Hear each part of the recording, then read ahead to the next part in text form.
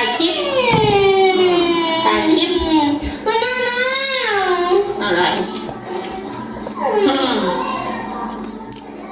พี่น้องขอสิมาเล่าเรื่องคอมเมนต์เขาบอกว่าข่อยยังบ่ซ้ำนึกอยู่ว่าซั่นเพิ่นว่าข่อยบ่ซ้ำนึกเพิ่นว่าสิให้ซ้ำนึกอีหยังข่อยไปเฮ็ดหยังให้ซุมเจ้ามีแต่ซุมเจ้าเฮ็ดสิข่อยบ่แม่นบ่ข่อยคือจังทำมาหากินเรื่องครอบครัวของข่อยทุกอย่างก็เรื่องครอบครัวข่อยเงินคำบ่มีมันก็เรื่องของข่อยบ่เคยเสือกเรื่องชาวบ้านก่อนใดพี่น้องเอ้ยซุมเจ้าให้เบิ่งดีๆแม่เบิ่งคลิปมาเบิ่งดีๆเอาใจเบิ่งอย่าเอาสมองอันหน่อยนิดมาเบิ่งอย่าเอาความอคติของคิดแต่ว่าคนอื่นบ่มักนะตัวเองบ่มักนั่นนะคนเรามันต้องแยกแยะบ่แม่นเห็นสร้างขี่ตามสร้างมันบ่แม่นคนเฮาน่ะยังไม่สำนึกอีกสิสำนึกทำไมคะ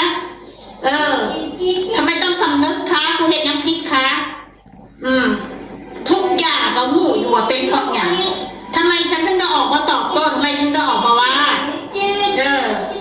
ก็เพราะคอมเมนต์ไม่สร้างสรรค์ว่าแต่คนอื่นเขาเห็นคลิปว่าสร้างสรรค์แต่คนที่จะฟ้องคอมเมนต์เองเขาไม่ได้สร้างสรรค์เลย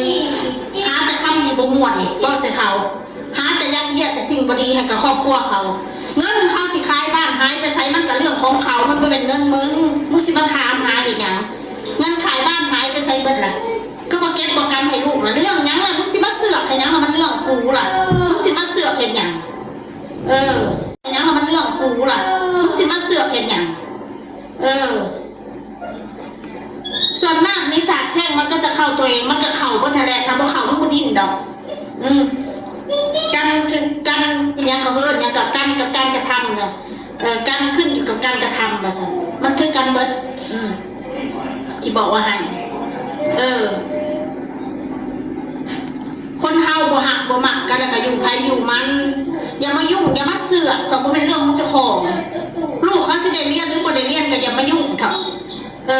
จะซื้อว่าอยากเห็นอนาคตคนอื่นเถอะเอาอนาคตตัวเองนะให้มันรอดก่อนคอยนะมันลำบากสุดๆแล้วก็ต้องมาตอบย้ำก็ต้องมาเหยียบกันหรอกคนเฮาน่ะให้กำลังใจกันพูดสิ่งใดดีๆนะแนะนำในสิ่งดีๆอย่าสู้ว่าประสดถึงจะว่าถึงจะบอกสิ่งดีๆก็คือบอกสิ่งดีๆอย่าสู้ว่าประสดอย่าสู้ว่าใส่กันมันเป็นอาหารที่ของถูกแต่มันกินแล้วมันแซ่บกว่าอาหารแพงก็มีมันก็แล้วแต่ผู้มันตอนนี้คนก็ว่าบ่ได้นะพี่น้องแต่คนเฮาแกงอะไม่ถ้าอยู่ในเมืองเนี่ยมันก็สิใส่เงินก็สิใส่200-300 บาทจังได้แกงละไม่หมูหนึ่งนะสิบอกไว้ไหนก๋วยเตี๋ยวคือกันอยู่เมืองนอกก็อาจจะใส่พักกับ1 ก็5 ดอล10 ดอลก๋วยเตี๋ยวโลนึงก็อาจจะโลละ10 ดอลหรือ5 ดอลถ้ามาเปรียบเทียบเงินบ้านเฮาเงินไทยเงินกี่พามันก็หลายเพื่อสิได้เฮ็ดก๋วยเตี๋ยวหม้อหนึ่งใช้เงินเป็น100 ดอล200 ดอลเพื่อสิได้กินบ้านเฮามันบ่ปานนั้นถ้าบ้านเฮาเธอกินถ้าสิเฮ็ดมันเป็น100กินจนหักออกไปแล้วพี่น้องเอ้ยบ้านเฮาน่ะกินจนเรือเฟือบแล้วเงิน100นึงน่ะ100 ดอลลาร์นะก็สั้นๆอย่าไปเอาการเปรียบเทียบอยู่เมืองนอกก็อยู่เมืองลาวอยู่ประเทศไทยมาเปรียบเทียบใส่กันการใช้ชีวิตเลี้ยงเด็กน้อยคือกันเลี้ยงเด็กน้อยอยู่เมืองนอกเด็กน้อยฝรั่งกับเด็กน้อยเอเชียเฮามันก็บ่คือกันสิบอกว่าไหนเด้อบางคนน่ะสัมมานาน้อยเขาหานั่งเลี้ยงน้องพ่อแม่เอาแต่ลูกออกมาคนถูกคนอย่างแห้งเอาลูกออกมาหาคนถูกคนเลี้ยงลูกบ่ได้บ่เห็นบ่รับซ่องต่างๆกับเบิ่งเอาให้กว่าบ่คือบ่ไปเว้าซะเขาว่าบ่มีเงินบ่มีคันแทนสิหาเงินหาค้ำผลิตแต่ลูกคือบ่เห็นเว้าซะเขาได้ลูกออกมาแล้วกันแปลกออกมาสัมมานาแล้ว6 ปี7 ปีโอมเนาะกี่ยาเนาะอยู่ว่าสั่นนักอยู่ว่าสั่นหาน้ำล่างแต่ละมื้อแต่ละวันเขาให้เลี้ยงลูกเขาสารอาหารกับนี่อยู่บ่ในท้องในสันมันเรื่องไอ้เหี้ยน้องไอ้เหี้ยอยู่แล้วมันเป็นไปไม่ได้ดอกว่าสิบ่ให้ลูกเลี้ยงน่ะสิบอกไว้ให้แม่ยังขอใครถอดอยู่ในมือถือเราเรียนเรียนสิบอกอะไรอย่ามาเว้าเขาว่าสิให้สำนึกหรือว่าสำนึกมันบ่สำนึกดอกคนเฮาน่ะสิมาให้นั่งอันทำเนื้อทำตนทำเนื้อทำไปเพื่ออย่างไปทานเนี่ยทำกับคนที่เขาให้เกียรติเฮาคนที่เขาเป็นผู้ ผู้รักผู้ใหญ่แล้วให้เขาทอมใส่แล้วเขาทอมแบบคนที่มาด่ามึงกูอยากคายว่าบ่ม่วนแต่ละมือสิไปให้ทอมเนื้อทอมตัวทอมให้มันเพื่ออะไรนะทอมใช่มันนะ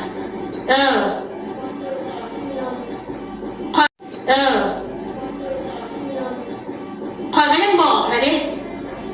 เจ้าหัวงอกนี่มาถาเด็กน้อยเขาด่าคืนน้ำหัวงอกเลยใกล้สิโล่งๆเลยใกล้สิไปไวๆอย่างนี้แล้วมาด่าเด็กน้อยเขาด่าคืนเลยอย่าเครียดถ้าเจ้าบ่เครียดเจ้าก็อย่าตอบโต้ไอ้พวกคอมเมนต์นั่นเรื่องคนหักนี่เจ้าสิมาตัดสินว่าเขาสัวเจ้าเป็นคนดีเจ้าต้องให้คนทั้งโลกคนตัดสินเจ้าว่าเจ้าดีเจ้าบ่แม่นเจ้าสิมาตัดสินเองเอาเองในกลุ่มเน่ากลุ่มยี่ๆแต่ทหารมันบ่แม่นกลุ่มมีอคติกลุ่มเขากลุ่มมีปัญหาทางจิตทางใจกลุ่มกินยาบ่พอว่าซั่นซะสิไปรักษาต่อเนื่องก็บ่มีเงินว่าซั่นซะอย่ามาเว้าอย่ามาเว้าสิกูน่ะไปกินยาเด้อไปหายามากินเด้อบ่ต้องเว้าสมองกูสติกูครบบ่กูสิบอกว่าไหนซะผู้รู้หมดทุกอย่างกูรู้กับกูก็รู้ว่าอีหลีกูว่าออกมานี่คือความจริงทั้งนั้นแต่สู้หลับบ่ได้ถ้ากูว่าความจริงแต่สู้หลับบ่ได้คือกูว่าคนเกลียดคนสร้างนี่แหละกูคือว่าคนด่านี่แหละเวลากูด่าขึ้นเป็นยังสู้กูเครียดแต่สู้คือเครียดเขาบอกเขาใจเครียดจนจะเอากูจนจมดินปุ๊บแล้วเวลากูด่าขึ้นแล้วสู้เป็นยังสู้หลับบ่ได้กูอยากถามสู้แล้วสู้คือบอกแฟ่ๆเนี่ยอย่าเครียดแม่ถ้าด่าคนอื่นก็ยังด่าได้เขาด่าขึ้นเลยอย่าเครียดสิเครียดเป็นอย่างเครียดมันมีประโยชน์อย่างน่ะกูก็บ่ได้เครียดแต่กูอยากออกมาด่ากูด่าแล้วกูสะใจดีกูนอนหลับถ้ามื้อนั้นกูบ่ได้เว้าสิคืนแล้วกูนอนบ่หลับกูก็โรคจิตชนิดหนึ่งคือกันกูคนหนึ่งแหละที่คนเว้าสิกูแล้วกูสิมานั่งเงียบๆยิ้มๆบ่ปากไม่แซงแท้ๆไม่แซงแท้ๆโอ้เฮ้ยบ่แม่นกูเด้อบ่แม่นอีมนบ่แม่นอีมนจ้าสันดานกูแบบใดกูก็แบบนั้นแหละกูสิบอกไปไหนกูยังบอกนะคนมาดีกูดีกับ100เท่าคนมาสัวกูสัวมึง100เท่ากูสิบอกไว้ให้มึงจะมาบอกนะฉันยังไม่สำนึกอีกมึงอย่ามาใส่คำเขาบอกว่าสำนึกมึงนั่นควรสำนึกซะเขาบอกว่ายังให้โตมาหาบอกให้เขาน่ะกูบอกสู้อย่างหูเรื่องหูเล่าแล้วมาหากูบอกสามารถจะไปนั่งเว้าในโซเชียลได้ทุกเรื่องบางเรื่องมันกับพี่กฎหมายกูก็บอกสามารถจะเว้าได้ถ้าสู้อย่างหูสู้มาถามกูสิได้บอกสู้สิเสือบ่เสือก็เรื่องอีกแบบนึงกูเป็นสู้สิเป็นมโนเว้าสึกกูเสียให้หายในโลกโซเชียลแบบนั้นสู้เห็นกูบ่มีไผสู้ละพร้อมเหยียบเห็นกูบ่มีเงินมีคำบ่มีพี่บ่มีน้องหรือว่าบ่มีไผสิมาอยู่เคียงข้างกูหั่นนะสู้ละเว้าสึกกูเว้าได้เว้าเอานะสู้ละพยายามยัดเยียดสิ่งบ่ดีใส่กับครอบครัวกูตลอดเวลาเลยแม้แต่ลูกกูเนี่ยนะยกเว้นแน่มันเป็นเด็กน้อยอย่าสู้ว่ามันหลายถ้าสู้สิด่ากูเป็นพ่อเป็นแม่ซะสู้จะด่าได้ด่ามากูด่ากลับเด็กน้อยยกเว้นมันแน่มันเด็กน้อยลูกมึงน่ะกูสิสงสารของใหม่มันไปหาเบิ่งคอมเมนต์ไปหาเบิ่งช่อง YouTube แล้วไปหาด่าคนน่ะมันยังน่าอายมากกว่าอันนี้แม่มันนี่คนมาด่ามันใน YouTube แล้วมันจะด่าคืนมันเป็นเรื่องปกติของกูสิปกป้องตัวเองกูบ่ได้ว่ามันบ่แม่นสิมาปกป้องบ่สิเสียให้มันก็เรื่องของกูสิปกป้องแบบนั้นน่ะมันบ่เป็นเรื่องของมึงอย่าเสือกมึงบ่มีสิทธิ์มาสั่งกูมึงบ่เป็นเจ้าชีวิตชูสิมาสั่งกูเฮ็ดจังซั่นเฮ็ดจังซี่ตามคำสั่ง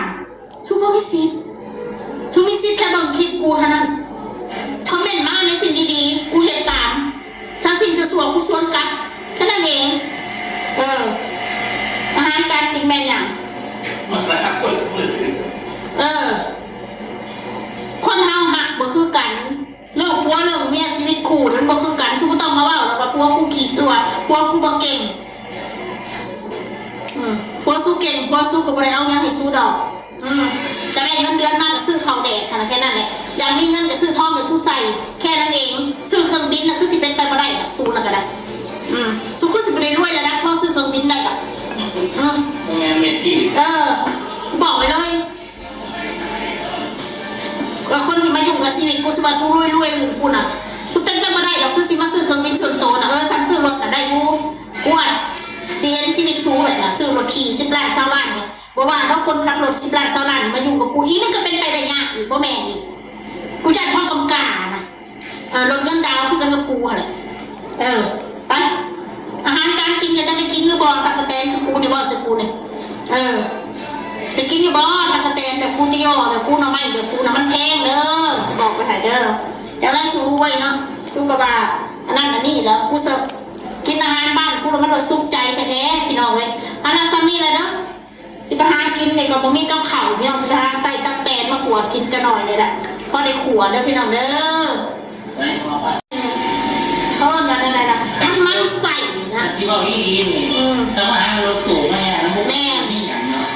แต่นี่เราต้องไปอยู่ช่วงนี้มีความสุขเนาะแม่ละไปละพี่น้อง ซ้ำนี้แล้วอีเสียเซน